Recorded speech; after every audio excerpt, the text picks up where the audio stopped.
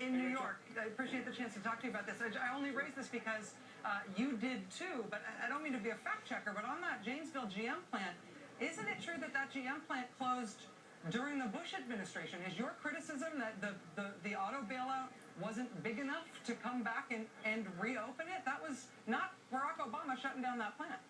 No, it actually, it had 2 rounds of layoffs and ultimately closed down just a few years ago. But it's a good example of what happens here. And the irony is, for all the people who said that the bailout was suddenly good in places like Janesville or Kenosha, it wasn't.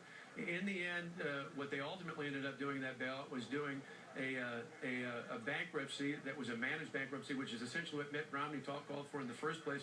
We would have been a lot better off. We would have saved the taxpayers a lot more money had they done that early on, and it might have just saved plants like GM if they'd been more effective in the private sector doing that early on. So you think that the auto bailout was not effective for Wisconsin and Ohio, for other neighboring states there?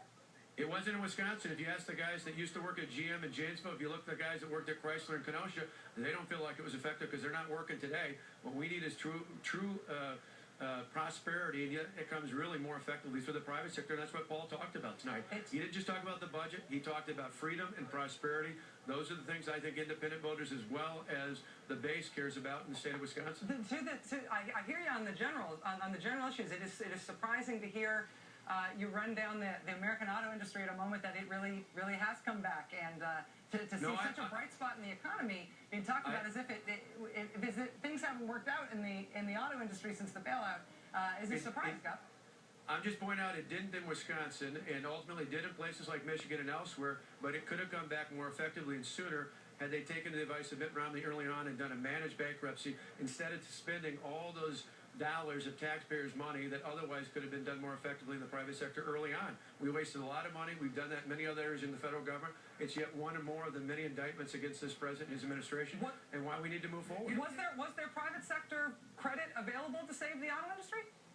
Again, a managed bankruptcy, that's something that could have been quite effective. And again, I think that's ultimately where they ended up heading after several difficult missteps along the way. Wow. I appreciate it, sir. It was not Barack Obama's economic policies that closed that GM plant. That plant was closed in December of 2008. It's in the Washington Post right now, Governor Walker. It had nothing to do with Barack Obama's economic policy whatsoever. You can't get away from that fact. No, what I'm saying is long-term, not because of that plant then, but the idea of that coming back, the idea of the auto industry coming back is something that could have been more effectively done if they'd gone more aggressively, gone down the path of Mitt Romney's suggestion early on to go down a managed bankruptcy instead of going on the path that cost the taxpayers millions of dollars more than it needed to. So are you making the case that that plant in Janesville would have better employment today if they had followed Mitt Romney's theory of a managed bankruptcy, that you could guarantee in your economic model that that plant would still be employing and making things today? No, I don't think you can, and that's the key here. The only one who made that promise was Barack Obama, who promised the people in Janesville that that plant would still be open. And the fact of the matter is, well, that's it. You're right, and he made that. If you want to talk over and not let me talk, that's fine. Apparently, that's what you do a lot of. But in the end, Barack Obama is the only one who made a promise about that. No, let me finish. Okay. Barack Obama. Let me finish. Barack Obama was the only one who made that promise. He's the one who made the promise. If he wants to live up to that promise, I'm not making a promise of that. I'm just pointing out what he said about what would happen. It didn't happen under his presidency. It couldn't happen under his presidency. He was inaugurated in January of 2009. It closed in December of 2008. So how could he fulfill a promise when he wasn't in office, Governor?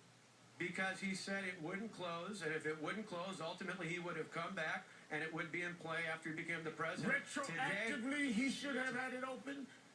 No, I'm saying if it was effective in helping the automobile industry, it would have brought it back if that was his promise. But his promise ultimately failed, which is why people aren't employed in Janesville or Kenosha, and why we see in 44 or 50 states unemployment has gone up in the past month. It's why we see 42 consecutive months of unemployment above 8%. It's why we have 23 million, sadly, 23 of our fellow Americans who are either unemployed or underemployed right now.